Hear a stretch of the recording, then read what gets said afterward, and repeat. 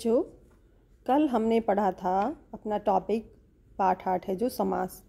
तो समास में हमने जाना था समास की परिभाषा क्या है और समास शब्दों का निर्माण कैसे किया जाता है। तो इसकी क्या परिभाषा थी कि दो अथवा दो से अधिक सार्थक शब्दों के मेल से जब नए शब्द बनते हैं तो शब्द निर्माण की जो ये प्रक्रिया होती है इसको समास कहते हैं। और समास में और हमने क्या पढ़ा था, समास से बने जो शब्द हैं वो समस्त पद कहलाते हैं। समस्त पद को अलग अलग करके लिखने को समास विग्रह कहते हैं। और समस्त पद या सामासिक पद बनाते समय जो शब्दों के बीच के विभक्ति चिन्ह होते हैं यानी कारक चिन्ह या योजक चिन्ह, उनका लोप हो जाता है, मतलब वो छुप जाते हैं। जैसे अकाल से पीड़ित में से जो कारक चिन्ह है हमारा या विभक्ति चिन्ह, ये छिप जाएगा और शब्द बन जाएगा अकाल पीड़ित, और ये हमारा कहलाएगा समस्त पद। ठीक है, तो हमने इतना जाना था। और इससे आगे समास में जो पहले शब्द को पूर्व पद और दूसरे शब्द को उत्तर पद कहते हैं। समस्त पद या तो मिलाकर लिखे जाते हैं जैसे अकाल पीड़ित, या उनके बीच में योजक चिन्ह लगाकर लिखा जाता है जैसे माता पिता, अपना पराया, सुख दुख। तो समस्त पद बनाते समय जहाँ आवश्यक होता है वहाँ हमें नियम के अनुसार संधि भी की जाती है, यानी कि शब्दों को जोड़ा भी जाता है। हमने संधि और समास के बीच में अंतर पढ़ा था कि संधि में क्या होता है, वर्णों का मेल होता है, और समास में दो परस्पर शब्दों का मेल होता है। और समास में जो है पूर्व पद प्रधान होता है, कभी उत्तर पद प्रधान होता है, लेकिन संधि में ऐसा नहीं होता है। और संधि से जब जो शब्दों को अलग अलग करके लिखते हैं तो वो संधि विच्छेद कहलाता है, और समास में जब शब्दों को अलग करके लिखते हैं तो समास विग्रह कहलाता है। फिर हमने पढ़े थे समास के भेद, अव्ययभाव समास, तत्पुरुष भाव समास, द्वंद्व, कर्मधारय, द्विगु और बहुव्रीहि। ये हमारे समास के 6 भेद हैं। इनमें से हमने कल जाना था अव्यय समास के बारे में। तो अव्यय समास क्या था कि समास का पहला पद इसमें प्रधान होता है और दोनों पदों को मिलाकर जो बनता है वो होता है अव्यय। अब आज हम देखेंगे इसका नंबर 2 समास, तत्पुरुष समास। तो तत्पुरुष समास की क्या परिभाषा है कि तत्पुरुष समास का दूसरा पद यानी कि जिसको हम कहते हैं उत्तर पद, वो प्रधान होता है, और तत्पुरुष के समस्त पद के बीच कर्म कारक से अधिकरण कारक तक किसी कारक के विभक्ति चिन्ह का लोप हो जाता है। यानी कि हमारे जो कारक हमने पढ़े थे उनमें कर्म से लेकर और अधिकरण तक हमारे जितने कारक आते हैं, कर्म, करण, करण, संप्रदान, अपादान, जितने भी हमारे अधिकरण तक आते हैं, हमारे उन कारकों में जितने भी कारक चिन्ह आते हैं या विभक्ति चिन्ह, उनका इसमें लोप हो जाता है। तो उसके आधार पर, कारक के आधार पर हम इसके जो भेद हैं उनके बारे में जानते हैं। तो पहला है जैसे इसका कर्म तत्पुरुष। तो हमारा जो कर्म कारक था उसका विभक्ति चिन्ह क्या है, कर्म कारक का विभक्ति चिन्ह है को, है ना। तो इससे बने जितने भी हमारे उदाहरण होंगे, जितने भी हमारे शब्द होंगे, तो जब हम उसका समास विग्रह करेंगे तो उनके बीच में ये को कारक चिन्ह जरूर आएगा, और जब हम उसका समस्त पद बनाएंगे तो इस कारक चिन्ह का लोप हो जाएगा। जैसे देखिए इसके उदाहरण, स्वर्ग प्राप्त, ये तो एक समस्त पद हो गया, लेकिन जब हम इसका विग्रह करेंगे, इसको अलग करके लिखेंगे तो कैसे लिखा जाएगा, स्वर्ग प्राप्त, इसका क्या अर्थ होगा, स्वर्ग को प्राप्त। यश प्राप्त, यश को प्राप्त। वनगमन, वन को गमन। परलोक गमन, परलोक को गमन। ग्रामगत, गांव को गया। गगनचुंबी, गगन को चूमने वाला। तो आपने देखा इसमें जितने भी इसके उदाहरण हैं सबके बीच में विग्रह करने पर को विभक्ति चिन्ह हमारा आता है। अब जब हम इसका समस्त पद बनाते हैं तो इसी विभक्ति चिन्ह का इसमें लोप हो जाता है। दूसरा देखिए इसका करण तत्पुरुष। तो आपको पता होगा कि करण तत्पुरुष जो है हमारा कारक, उसका कारक चिन्ह है से या के द्वारा। मतलब इनका प्रयोग कहाँ किया जाता है, या तो जब हम किसी वस्तु के द्वारा कोई कार्य पूर्ण करते हैं, हमारा कोई कार्य किसी वस्तु से पूर्ण होता है, भाई हम कहीं जा रहे हैं या हम कोई भी काम कर रहे हैं, तो इसके दोनों ही चिन्ह प्रयोग में आते हैं, या तो के होगा, ई से होगा, या फिर के द्वारा होगा। तो देखिए इसके उदाहरण और समझिए। अकाल पीड़ित, तो आपने जब इसका विग्रह किया तो क्या आया? अकाल से पीड़ित। मुँह मांगा, मुँह से मांगा। तुलसी कृत, तुलसी द्वारा कृत, यानी कि तुलसी के द्वारा कोई रचना जो लिखी गई है तो उसको हम क्या लिखेंगे? तुलसी कृत।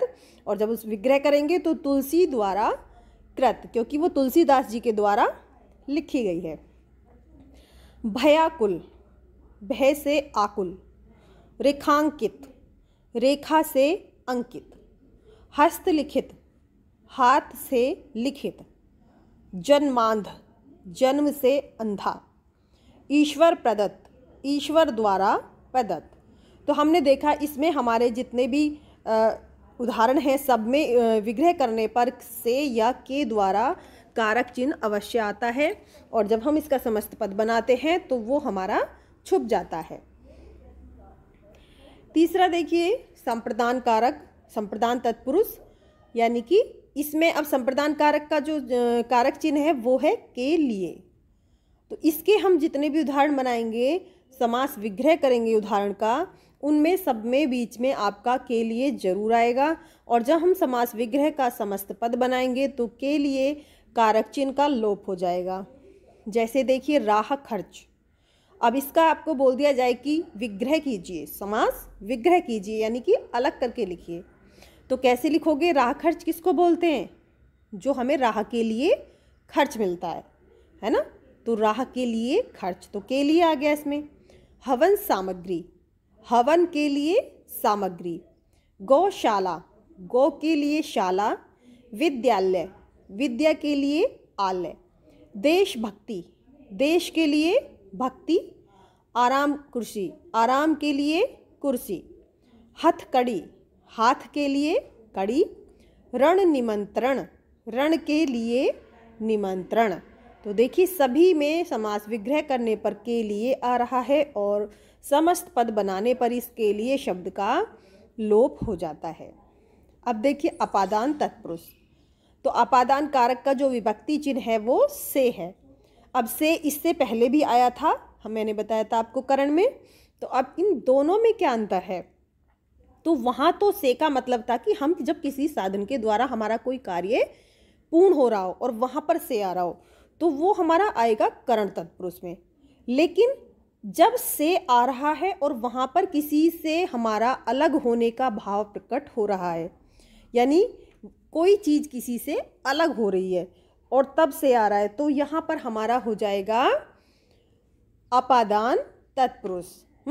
जैसे देखिए इसके उदाहरण, पथ भ्रष्ट, पथ से भ्रष्ट मतलब तो जब कोई पथ से अपने रास्ते से भटक जाता है मतलब अलग हो जाना है, तो क्या भाव आ रहा है इसमें? अलग हो जाने का। पथ से भ्रष्ट। गुणहीन, गुण से हीन। देश निकाला, देश से निकाला। बंधन मुक्त, बंधन से मुक्त। ऋण मुक्त, ऋण से मुक्त। चरित्रहीन, चरित्र से हीन। प्रदूषण रहित, प्रदूषण से रहित मतलब कि जिसमें प्रदूषण नहीं है, अलग है जो उससे। रोग मुक्त, रोग से मुक्त। तो इसमें जितने भी उदाहरण हैं हर एक में एक का दूसरे से जो है अलग होने का भाव प्रकट हो रहा है। तो यहाँ पर जो से का अर्थ है वो हमारा आएगा फिर अपादान तत्पुरुष में। अब देखिए संबंध तत्पुरुष, तो जैसे कि नाम से ही पता चल रहा है कि इसमें किसी ना किसी का किसी के साथ कोई संबंध होगा। अब संबंध के लिए कौन से विभक्ति चिन्ह आएंगे? का, के, की, को। ये देखो जैसे इसके उदाहरण, पवन पुत्र, तो इसका विग्रह करने पर क्या आएगा? दोनों का एक दूसरे से संबंध है, यानी पवन का पुत्र। गंगा जल, गंगा का जल, तो गंगा के साथ जल का संबंध है। सेनापति, सेना का पति, यहाँ सेना का पति के साथ संबंध है, यानी पति मतलब जो सेना का प्रमुख होता है। घुड़दौड़, घोड़ों की दौड़। भारत रत्न, भारत का रत्न, देशवासी, देश के वासी, भूदान, भू का दान, हरिभक्ति, हरि की भक्ति। तो यहाँ पर एक का दूसरे के साथ संबंध दिखाया जा रहा है या दर्शाया जा रहा है। तो यहाँ पर हमारे जो विभक्ति चिन्ह है का, के, की, इनका जब हम समास विग्रह के बाद समस्त पद बनाएंगे तो इन विभक्ति चिन्हों का लोप हो जाएगा। अब देखिए अधिकरण तत्पुरुष, इसमें क्या है, अधिकरण का हमारा जो कारक चिन्ह है क्या है, में और पर। तो इसके जो उदाहरण होंगे जब हम उसका समास विग्रह करेंगे तो उसके बीच में या पर अवश्य आएगा। जैसे आप बीती, यानी अपने आप पर बीती। नगर वास, नगर में वास। घुड़सवार, घोड़े पर सवार। कार्य कुशल, कार्य में कुशल। दानवीर, दान देने में वीर। प्रेम मग्न, प्रेम में मग्न। डिब्बा बंद, डिब्बे में बंद। अब इसमें आपने देखा जितने भी उदाहरण हैं तो सभी का समास विग्रह जब किया गया है तो उसमें में या पर विभक्ति का प्रयोग अवश्य हुआ है। अब जब आपको समस्त पद बनाने के लिए बोला जाएगा तो आप इन चिन्हों का लोप कर दोगे, इनको छुपा दोगे और शब्द यानी समस्त पद बना दोगे। तो आपको ऐसे भी आना चाहिए कि अगर आपको समस्त पद दे दिए जाएं कि उनका विग्रह कीजिए, तो आपको विग्रह करना भी आना चाहिए, या आपको विग्रह दे दिए जाएं और समस्त पद बनाने के लिए दे दिया जाए तो वो भी आपको आना चाहिए। अब ये लास्ट है हमारा इसमें तत्पुरुष समास का मध्यलोपी तत्पुरुष। अब इसमें क्या है, तो जिस तत्पुरुष समास का विग्रह करने पर जो कारक के विभक्ति चिन्हों के अतिरिक्त कुछ अन्य शब्द आते हैं, है ना। जैसे जो हमारे जितने भी विभक्ति चिन्ह थे तो कई उदाहरणों में क्या था कि हमारे विभक्ति चिन्ह से भी अलग शब्द आते हैं, तो उनका भी इसमें लोप हो जाता है। तो ये कहलाते हैं हमारे मध्यलोपी तत्पुरुष। जैसे इसके उदाहरण देखिए, दही बड़ा, दही में डूबा हुआ बड़ा। तो इसमें में आ रहा है कारक चिन्ह जो है, तो वैसे तो इसमें अधिकरण तत्पुरुष है ना, लेकिन इसमें दही में के साथ डूबा हुआ भी आया हुआ है। तो इस तरीके से जो शब्द आएंगे कारक विभक्ति के साथ अन्य शब्द, और इनका भी जब लोप हो जाएगा जब हम समस्त पद बनाएंगे तो हमारा में डूबा हुआ इतना पार्ट हमारा ये छुप जाएगा और क्या बन जाएगा समस्त पद, दही बड़ा। ऐसे ही वायु सेना, तो वायु सेना में मतलब वायु में लड़ने वाली सेना। तो अब इसमें क्या लोप हो गया, में तो इसमें कारक चिन्ह है ही, अब में के साथ जो शब्द हैं अन्य लड़ने वाली, इन शब्दों का भी लोप हो जाएगा। तो ऐसे हमारे जितने भी उदाहरण आएंगे वो हमारे कहलाएंगे मध्यलोपी तत्पुरुष। बैलगाड़ी, बैलों द्वारा खींची जाने वाली गाड़ी। डाक गाड़ी, डाक के लिए गाड़ी या डाक ले जाने के लिए गाड़ी। परमवीर चक्र, परमवीर को मिलने वाला चक्र। रेलगाड़ी, रेल की पटरी पर चलने वाली गाड़ी। अब आप देखिए इतने लंबे वाक्य को एक ही शब्द में समेट देना, यानी कि छोटा सा एक शब्द बना देना इतने सारे शब्दों का, यही हमारी जो है समास की प्रक्रिया है।